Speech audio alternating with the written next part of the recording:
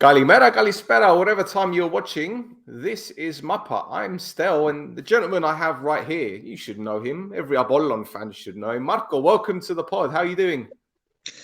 Hello everybody, all fans, Apollon fans, and all Cypriot fans of your program. I am very good. I am in Spain, enjoying football, of course, and following the league, the Cypriot Championship. And I want to congratulate Aris for his title, and also Omonia for the cup that they won recently. Oh, thank you very much. That's a great start. You know about the Cypriot football, you still follow it. That's fantastic. It makes my job much easier. Yes, so, I like. Yes, I have great memories from my time there in Cyprus, and I have friends that I still have, and I still going there for holidays. So I follow because I love it, my time there. So do you go to Limassol or do you go to other parts of the island as well? I go to Limassol. But I have visited all the islands. So it's a lovely country, and I am going there quite often. Brilliant. Okay, so let's talk about the start of your career at Villareal, a very popular team in Spain. I remember they got to the Champions League semi-finals when Riquelme was playing. I think they lost against Arsenal, if I'm not mistaken. I think it was a Champions League semi-final, but they had players like Forlan, etc., etc. What can you tell me about your football education at Villareal and their philosophy on youth development? I joined Villareal when I was 14 years old. It was now in Spain, all the clubs, not only first division clubs, even second division, they start to look for players very young from everywhere. And I got selected for that time in 2009, I think it was, even earlier than that. And I moved there to play in under 15 team. That was the time when Villareal got reached semi-finals in Europe with Riquelme and against Arsenal. It was my second year there, and then I grow up there as a player, as a person also in Villareal. In the philosophy that they had, they started to develop a full program for youth players with the facilities that they have there, that they are amazing. Recently I went there because it's the centenary of the club, and they invite me there to visit again the team and the club, and it's impressive how they invest in the youth, because they know that to compete, to be able to fight in first division, you need to bring 2, 3, 4 players from the youth. If not, it's impossible with the global football that we are now involved and the millions that all clubs have.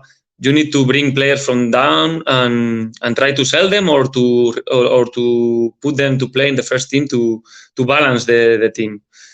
So I grew up there. They had a special philosophy to make the players reach the top level, and it's amazing how they work. And I am very grateful my time there, because I learned a lot, and I could reach professional football there with them. Well, when you made your pro debut, I'm assuming, if I get my dates correct, that was round about the time when Spain had the golden generation, so much success, European Championships, World Cup, European Championships again. And when I was growing up, I remember Spain as they were a very good team, but they were underachieving. Raúl was there, you had Zubizarreta in goal, very good players, Nadal, the centre-back, but they never reached the levels that they did with Del Bosque and was it Aragones that was a head coach? Luis Aragones before, yes. Luis Aragones before. So when did all of this evolution begin in terms of the great style of football? Because I know Guardiola gets a lot of credit. Yes. But I still think there were other clubs involved. It wasn't just Barcelona players. There were other clubs from other players from other clubs. In Spain, we always had this question that what happened to reach that level with the Spanish teams, and I think most of the credit must have Guardiola, also maybe Johan Cruyff, because it was the first one who put the seed to grow all this kind of football with the ball, with the passing, with the controlling the game, that in that moment was the right choice. Also, Luis Aragonés was the first coach who got the European Championship, and it was based on Barcelona players, because Xavi, Iniesta, they put the line of the game. So I think we have to thank to this to Guardiola, to Luis Aragonés, and to Barcelona. It's impossible to deny this, that they put the way of Spanish football play. In Spain, we always gave a lot of importance to the ball, to the technique, and to learn from kids this kind of movements. It's not easy to create this out of nothing, and I think all the clubs, they were involved, or they were, let's say, they choose the path of Barcelona to develop players, like Villareal. Villareal also start looking at how Barcelona did with the Masia, with the youth players, to try to reach that level. So I think Guardiola has Guardiola, Cruyff, Barcelona put this style of game. After now we can discuss. Nowadays I think the football changed. Now it's more physically. I think Premier League is getting the best talents, not only for money, because the game is more passionate, is more that we all want to see now in the TV, in this nowadays, that is like entertainment, and it's nice to see games with a lot of chances. And I think that's why now Premier League is taking the lead on this case. For sure. And I'm glad you mentioned the Premier League, because obviously Manchester City are in the Champions League final. They've won the Premier League. They could win the FA Cup. So that's the treble. But then I look at Real Madrid's season in La Liga, hasn't been great. Ancelotti is probably going to get sacked. Then you got Barcelona that won the La Liga, but even in Europe, they weren't particularly good. So is there a worry in Spain that perhaps the English teams will dominate the Champions League? Not the other leagues, because obviously we know that Sevilla won the Europa League the other night. But do you think there's a worry in Spain that Man City will be way ahead of everyone? Yes, for sure. I think we should be aware of this, because now the football changed. The games are the main thing, or me. Now I look the football more as a coach than as a football player, and I see that if I can choose my players, maybe before I would have chosen that the technique, understanding of the game, and maybe now I put in front the physicality, because I think it's very important to keep the pace, to keep the rhythm, the speed of the game and after they start to build your game and your style. So I think now in Spain it's easy to say that the other teams, like Manchester City, Premier League clubs, they have a lot of money. That is impossible to say that no, but we have to, I think, to change a bit the direction. Before we choose Guardiola, Cruyff, but now the football changed. Also, we saw Barcelona this season. For the league, they can do something in the championship, in the Spanish championship. But when they go to Europe, it's not the same. It's very hard for them to beat teams, and I think they have to change a bit the way, for example, Guardiola did also in the Premier League. He has very good technique players, but when you see them, they are like athletes. They are huge. They are fast. They cover a lot of meters. They shoot. They go up, down. For me, what the Guardiola did this season with Manchester City is something impressive, because it's a team that is almost impossible to beat. Absolutely. And there's one other thing. I hate to keep talking about the Premier League, because this isn't about the Premier League, but I have to ask you about Arteta, because Arteta was Pep's assistant at Manchester City. He's gone to Arsenal. Now, you have some Arsenal fans that say, fantastic, he's done very, very well. They won the FA Cup 3-4 years ago. Now they finished second after having maybe a bad season the year before, finishing fifth. But then you have other fans that say, well, he spent over £400 million. They haven't won anything. Where do you see Arteta's future? Can you see him going to La Liga soon, or has he still got a job to finish at Arsenal? I think the club should keep him because the work that he did, they didn't. I think he finished his let's say his picture of the team. He didn't finish what he wants from the team to get some titles and this. Arsenal is a club that has a lot of money, spend a lot of money, and that is true. But in football, it's not mathematics. If you spend 100 million, doesn't tell you that you're gonna win. That's the nice of the game, that you have to work every day and to show it. I think Arteta took the right way. I know it's very hard to keep the level with Manchester City because they win, and especially they had a bad month when they play against them, and that was the difference of to take the championship or not. I think Arteta the club should keep him and give him more chance to continue there. But if in your question that if I see him in La Liga, for him only couple of teams can match with his style. Maybe Barcelona, Real Madrid, I don't think so.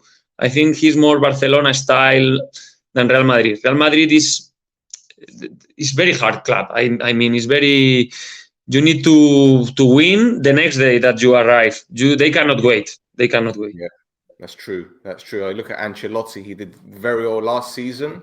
This season, he won. Did he win the Copa del Rey? Yes, he won Copa del Rey. Yes, but in Spain, they were waiting for him to win the Champions League. If not, you can imagine you finish 14, 17 points behind Barcelona. It's a lot. It's a lot. Yeah, for sure. Okay, well, let's talk about Apollon, the club that you played for in Cyprus. Can you tell me how the transfer came about? Because we know round about that time that you were there were other Spanish players. So was there a link with agents, or did Apollon know about you? I can explain you very well because I remember like if it was yesterday. I was playing in second division in Spain in Racing Santander. Last season I was playing in first division in Spain. But there are some choices that in football happen, and maybe players I played in youth Spanish national team, and the path of some players or the way of other players is different. Maybe I didn't have the right choice there because in that moment Racing Santander has very sad times with the one investor who didn't bring money. I don't know, something strange happened. So finally, we relegate from first division to second division. That year, I was in second division with Racing Santander. I play almost all the games, 40, 35 games. And I remember one agent, it's called Alexis. For sure, he remembered me. He liked a lot the Spanish league, and he knew that some Spanish players can match in Cyprus. So he was looking, and then I remember I meet with him in winter in one coffee shop there in Santander. He came with my agent, but just to see, not with any intention. But then finally, at the end of the season, Apollon won the cup that year, and they were playing to qualify for Europa League group stage. So I finished there in Santander. It was very hard season for me. And then he thought, okay, we can try to bring him in Cyprus because we're going to try to play Europe. And I think he's a player that can match here in Apollon. Then he offered me, and I say yes straight. I just called Roberto Garcia. That was, I don't know if you remember him, was a Spanish player in Apollon. Yep. I spoke with him. He told me, yeah, I'm living here. It's nice. The club is a very good club. So I took the decision, and I didn't think much. I moved there. I was very pleasant with my decision, and that was how I started my time in Cyprus. Well, that's a very short story, but I guess the process was a little bit long because obviously the negotiations and everything that goes towards it. But in terms of Apollon, the club, how were they promoted to you? I mean, you mentioned the European adventure or the opportunity to play in Europa League.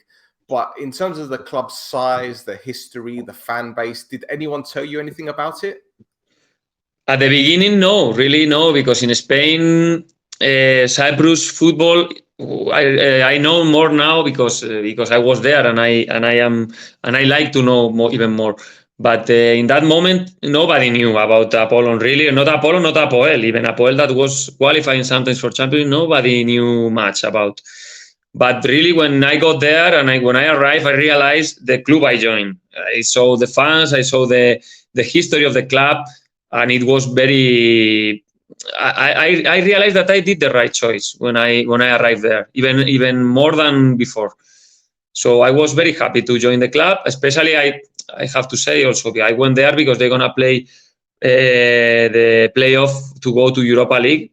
That is very important for a player to grow up in his career. So I took the choice and I am very happy. Well, I'll tell you what, that's a great segue to my next question, and it is about the European adventure, so to speak. I know, if memory serves me correct, Apollon won 10 out of their first 13 league games. And that was all during the time when you had the European games. Now, I'm sure you're aware, teams like AEK and Omonia, even Apollon this season, were in Europe, but their league form was really affected by the European games, traveling here, traveling there. The squad maybe not physically strong enough to do it, but you guys were okay. You guys didn't really seem to be affected too much. Is it because maybe the quality of players at Apollon at the time had played at a higher level that they were used to it? Yeah, I think in that time we had a great team. I think I remember really in Cyprus, I think that the championship changed a lot when I was there until now. When I was there, I felt that only maybe Apoel or Omonia start to have very tough times, or there were like some games that you knew before you jump in the field that you're gonna win. If you don't do something strange, or maybe can happen in football, but nowadays I think it's harder for the teams. I mean, you can play against Nea Salamina and they can beat you. And in that moment, with all the respect for Salamina, we knew that we're going to win at the end of the game, or that we're going to win to Agna at the end of the game. Doesn't matter our performance almost. Nowadays, I think it's harder for the team. So that can be a reason. And also, I remember we had a lot of talent that in one, maybe we didn't have the best performance, but in one action, in one long ball, in one corner, we can decide the game, and that's it. If I remember correctly, I think you the first time you played AEL, you lost 1-0, I think. I think that might have been the first game, and I think you beat them 1-0 in the second game. But in terms of the rivalry between those two teams, we know about Apoel and Omonia, and I know about Apollon and AEL. But as a Spanish player going to Cyprus, did you expect it to be that intense? Because I know it can be a little bit hostile, to say the least. Yeah, no, really, I was surprised there a lot, because in Spain we have third games, and also with the rivals, let's say, but not in that level of passion. I remember fireworks. I don't know how to say in English, Bengals, or I don't know how to say, and it was amazing, the atmosphere. And really, I think not many people know about Cyprus, but all people who go to Cyprus to play, they realize that this is something else. In an island with 1 million population, there are many teams with many history, with a lot of history, with a lot of supporters. In Cyprus, I felt really I was professional football player. I was in the streets and they recognized me. In Spain, no, this didn't happen to me. So this is the what you feel in Cyprus, really, for foreign players, because maybe some of them, they are very known in their class, but the others, we go like me. I was playing second division. Okay, I was famous maybe in Santander, but not out Santander. In Cyprus, you go and they recognize you. That is the passion that they have in Cyprus, and I think is the strength of the competition there. Yeah, but I also believe that there's a lot of pressure for players, especially foreign players, to play in Cyprus, because if they don't start well, the fans immediately turn on them and they call them tourists. They're only here for the money, this and that. But but if players you know, after 3 or 4 weeks or 3 or 4 games, they start performing immediately. They put them as legends, and they're really happy with them. But you know, that season, I remember you guys played. I think it was TRABZONSPOR, if I'm not mistaken, the Turkish team.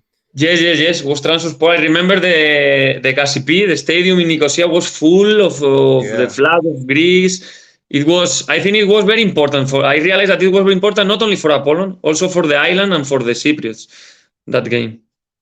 What was that like then in terms of the build up to the game? Because I'm sure maybe you weren't too familiar with the political situation with Cyprus, Turkey, and Greece, etc. And I know that our Apollon fans are very pro-Greece, and then you've got a Turkish team coming to Cyprus.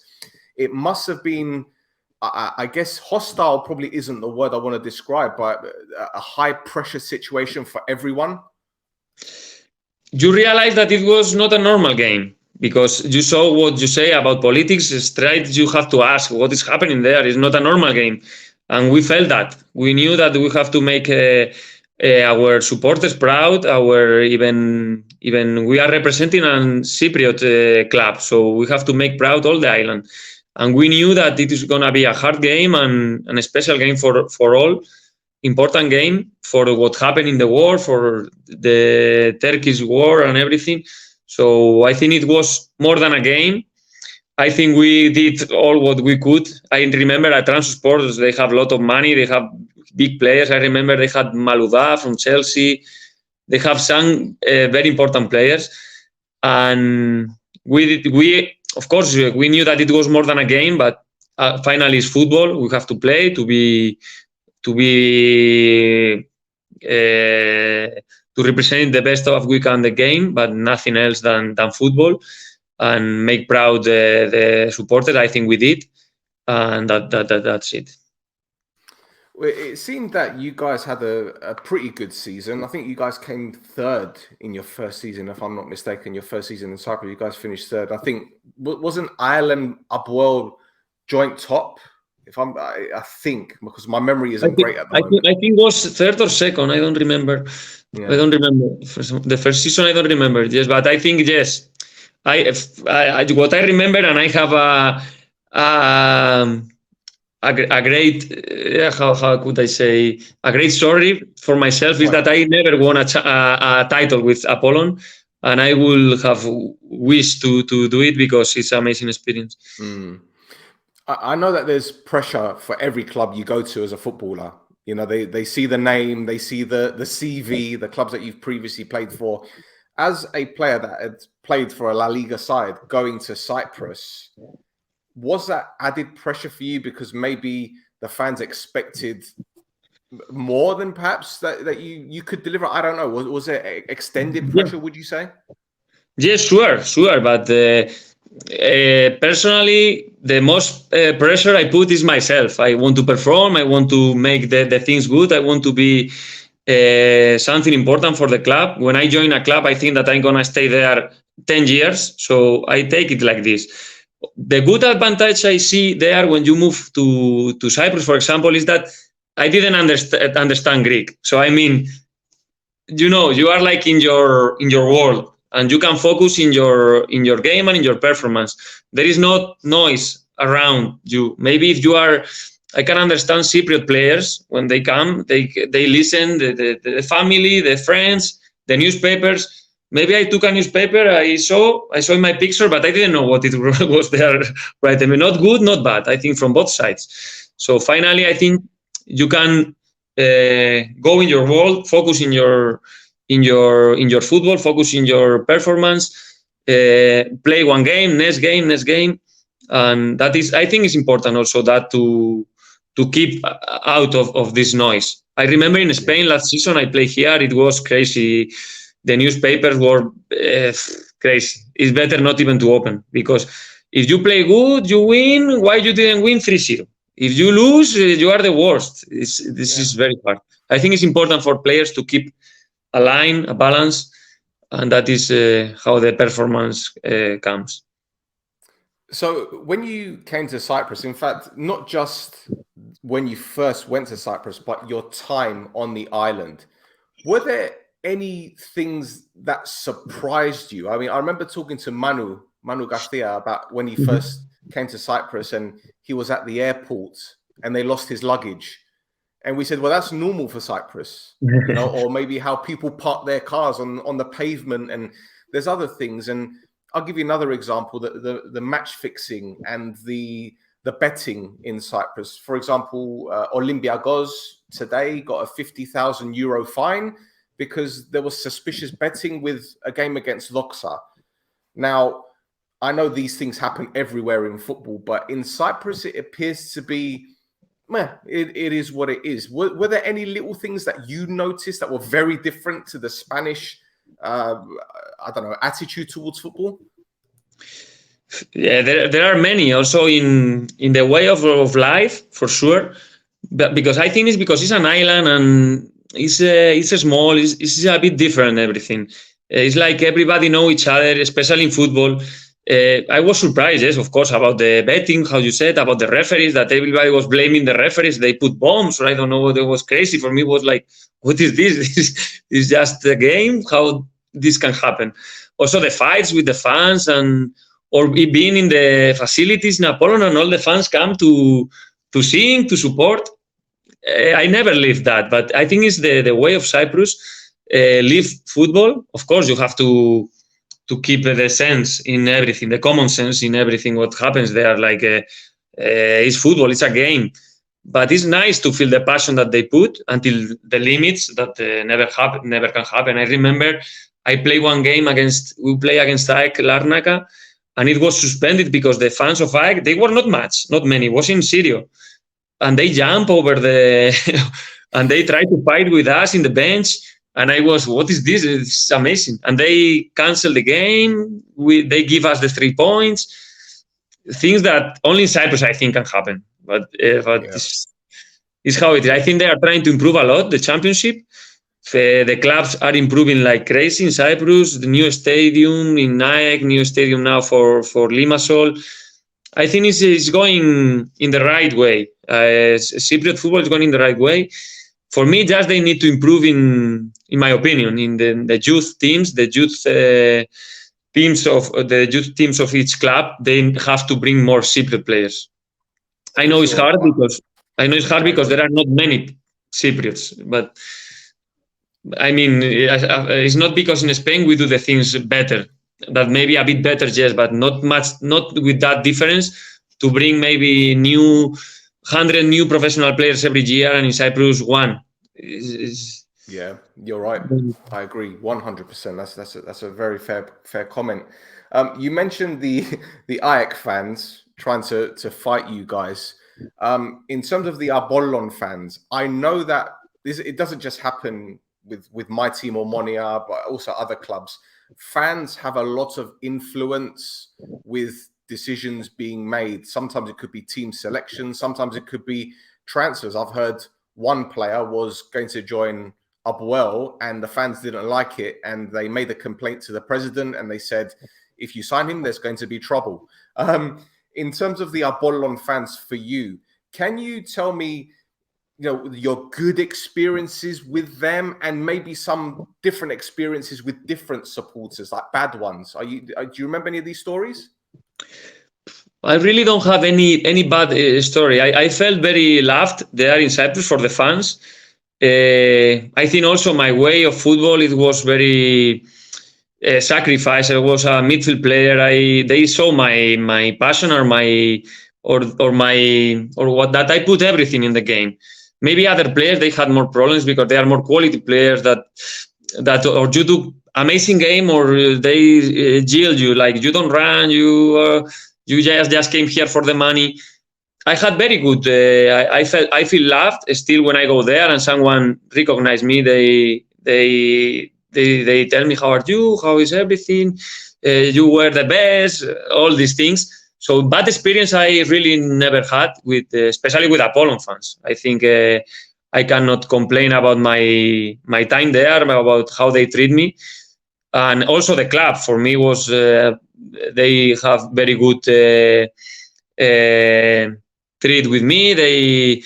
I had very good relation with the president, with the director, with everybody. So I think maybe also because my personality, I was always humble. I was working, I was doing my job on the best way I could do, and that is important also. So I cannot tell you anything bad with them because really, in my experience, I don't talk about everybody, but in my experience, I never had something. And that's just with other fans as well. You haven't had any issues with other fans. You mentioned AEK, but in terms of Omonia, APOLLON, no, you when you go to play against these teams, of course you feel that they are against you because it's normal, it's football.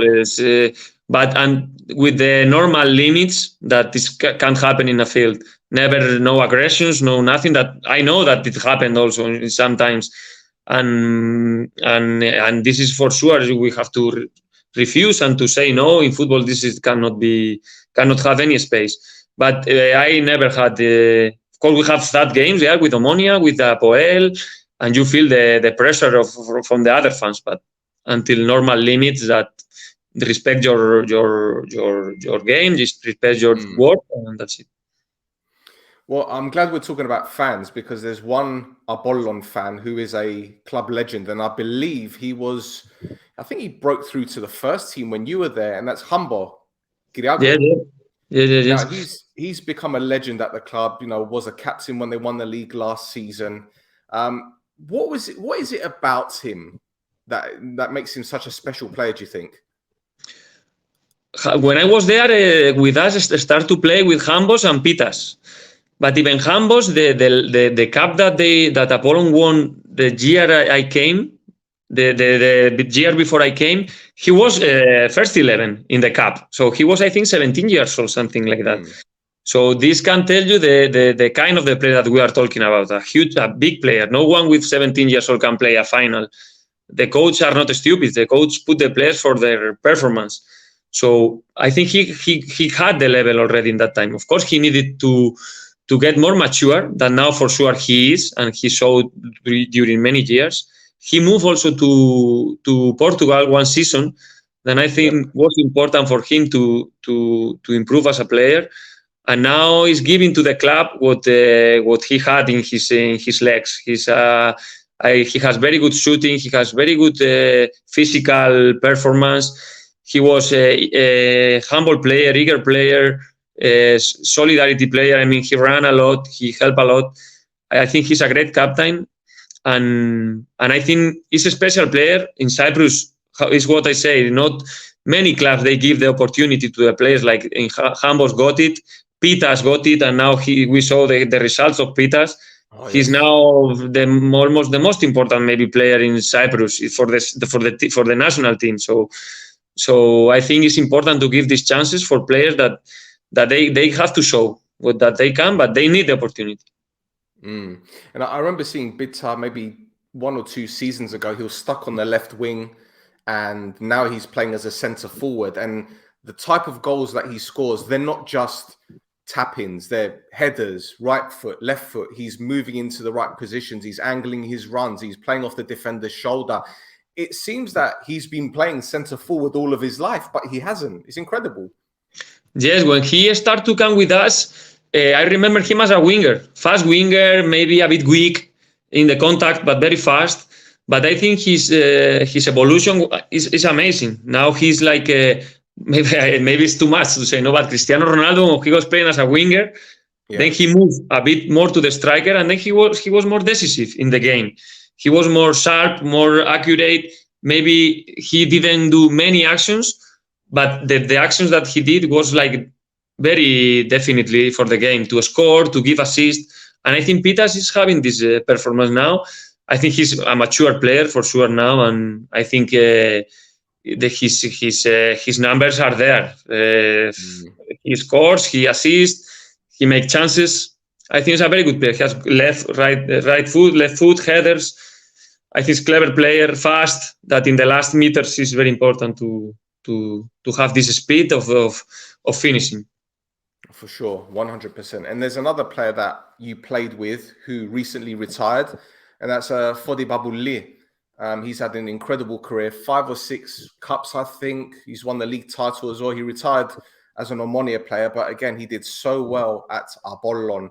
What do you remember about FOTIS? I remember, of course, Fotis. He's an amazing player. He was almost the main player we had, but also other players, very good players, came with in that moment. But he always finished the season playing and being one of the most important players in the team. I think his mentality is great. His passion for football is great, because you cannot play until 37, 38 with bad mentality. And his football is very, how I could say, is the street football. I mean, making dribbles, playing short, maybe not super spectacular, but always was there. Always was giving one assist, one goal. After he moved to Omonia, when maybe most of people would say now he's finished, but after he did 3, 4, 5 seasons, amazing seasons with good numbers, and I think he's a very good player, and I wish him the best for sure after his retirement, because he deserves it. Yeah, I know he's going back to Greece to be with his family for a little bit, but I believe that he still has a lot to offer, and I think that Omonia need to do all they can to bring him as maybe an ambassador or even a coach, because his influence around the dressing room, talking to the youngsters. I mean, we saw when he was saying bye to everyone, how upset everyone was, how sad it was. He obviously has a lot to offer. And I think my club, again, Omonia, we missed that opportunity with Jordi Gomez, because when Jordi left the club, I believe they should have kept him to maybe look after the younger players, as I said, like an ambassador or as a sporting director, something to do so he still has that influence. So I think any club would benefit having someone like Fodi Babuli there around the club. Yes, for sure. The experience that he has in Cyprus, because he really developed almost his full career in Cyprus, knowing the teams, knowing how everything works in Cyprus, how you said about the fans, about the stadiums, about the clubs. I think that knowledge is very important to keep in your club. Now you are talking about Omonia, but also in Apollon, as football players can give a lot of the experience. And in Apollon, there are some that I play with. For example, left back, I forgot the name. Yes, he's there, Vasiliou, Giorgos Vasiliou. He's there working for the club. Andres Kembri now is in Apollon in the youth. Right. So I think it's very important to keep this knowledge in the club, to, how you said, to show the way for the young players. Papoulis talk Greek, so I think he could be a good link between young players and the first team. And it's what we are talking about. That I think in Cyprus they should care more about his own people, his own players, to give the chance and to be a bit patient, because the results are there. And in terms of the coaching at the club, again, my memory isn't great, but I don't think Sofronis AVGOUSTI was there when you were playing. I think he came after. Sofronis, when I was there, he was the coach of the second team, under 19. Second team. Yes, right. He was with us sometimes in the training, but not as a first coach. He was there helping, right. And I think he was clever. He was getting experience, showing how everything works, how to deal with players, with foreign players.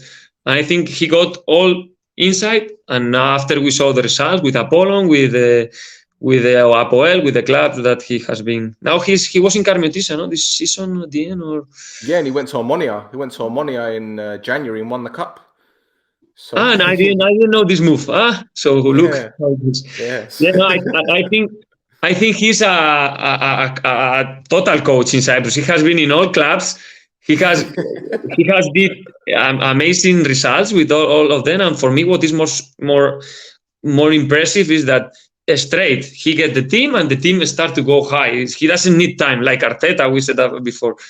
He's this kind of coaches that they make magic. Like now it works. Yeah, 100%. Look, I had my doubts about him because it's the tactical side that I'm concerned with. But Bedoya is there. He's number 2. Yeah, he's been brilliant. So I can't complain. He's won the cup.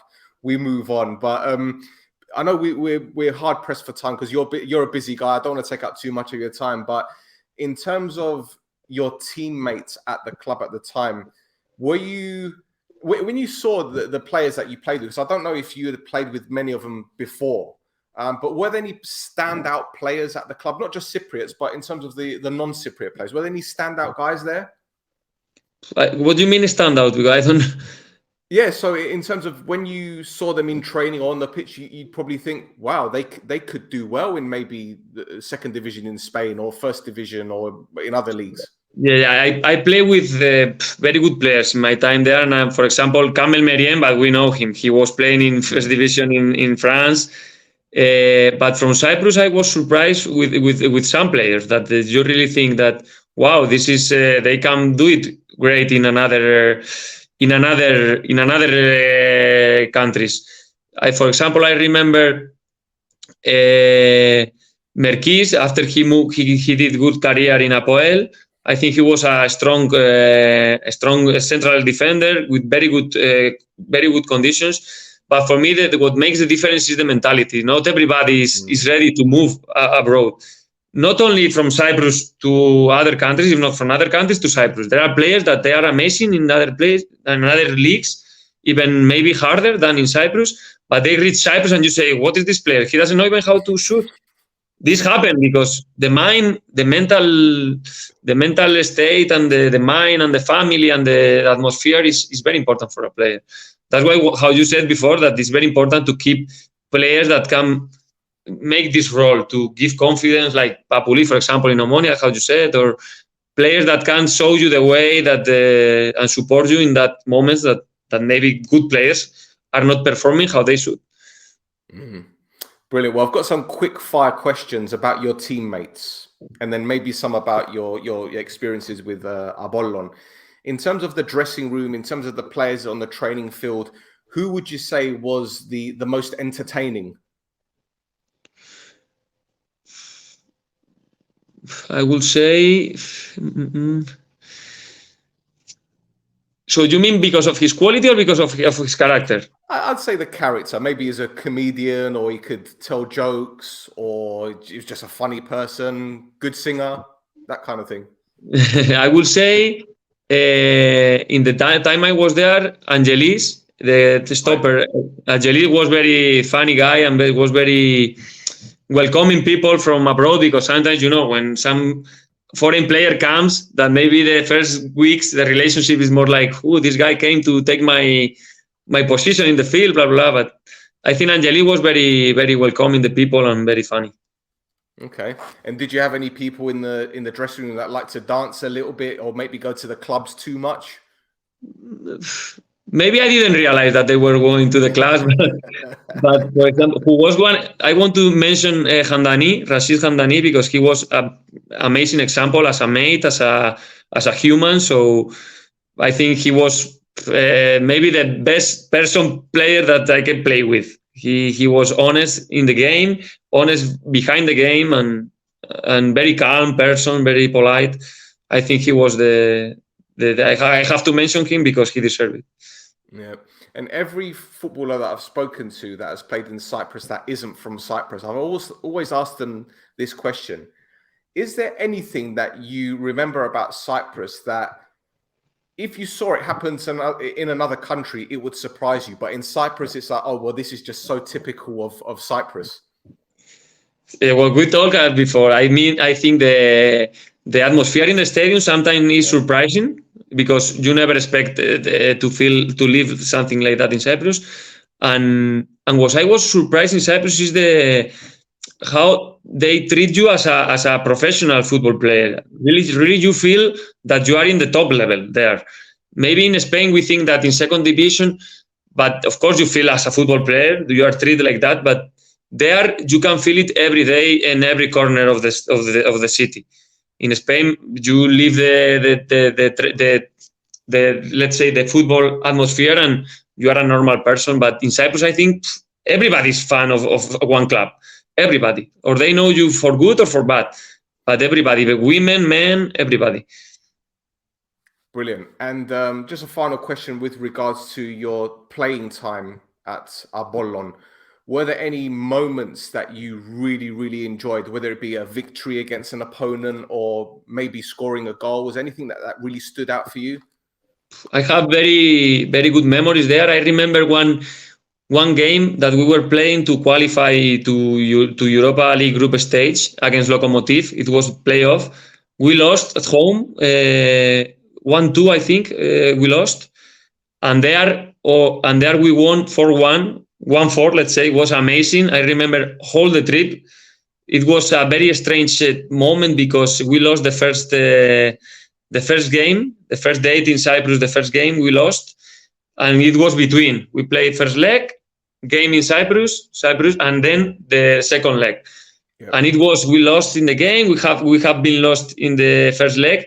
So it was, Christakis was the coach, and it was, everybody was saying that if we don't qualify, he's out. Nobody expected that we qualify, really. There was an amazing team of Lokomotiv with Manuel Fernandez, Pavlyuchenko, Korluka. It was an amazing game, and we won 1-4. And I think it was one of the best memories I have. Also in Europa League against Zurich, I scored 1 goal. It was a great memory. I had many, but I think these two maybe are the best ones. Brilliant. And domestically, were there any games that you felt you played really well in, on perhaps an opponent that was very difficult? I know you mentioned Merkis, but were there any other opponents that you played against in Cyprus that you felt they were very, very good? I remember the first season, really, I want to say the last game I played with Apollon, because before I moved to Holland, I played against Salamina. In that moment, I was not playing much. Was Saketi there playing in my position? And then I played that game because I think he was with 5 cards or something like this. And I remember I played very, very amazing game. I think one of my best games before I moved. But if I have to remember one, I remember in the first season, I scored against APOLLON home. The second goal, I think, was 2-0. We won there in Syria. I think was amazing. The feeling, it was something else. Yes. Fantastic. Well, Marco, thank you ever so much for your time. It's been an absolute pleasure talking to you. Thank you for everyone tuning in. But before we finish it, can you just tell the Apollon fans a message? Have you got a message to tell them, just so that when they're watching, they'll think, thank you, Marco. Yeah, they know that I love them. They saw me recently I think in January I was there. I was watching the game in the new stadium. I have to congratulate Apollon and his committee, how they managed to build this game with the other 2 teams that they play there. And I think it's a good moment for the club to grow up even more than they are. They have a really amazing history, and I think this is just the beginning to make it even greater. I know this season was hard for them. They had very bad moments, but finally big clubs like Apollon, they turn the situation and they finish in a great moment. With the coach, I think they have something else for next season. So I wish them the best, and I will see you then soon for sure. Fantastic. Well, that's another episode of This Is Mappa done. Thank you to Marco for tuning in, everyone tuning in as well, and give us a follow on Instagram at This Is Mappa. Marco is on it as well. I think you're Marcos Gullon, I believe. That's your Instagram account, isn't it? Yes, Marcos Gullon. Yes. Excellent. So there you go, boys and girls. Thank you very much.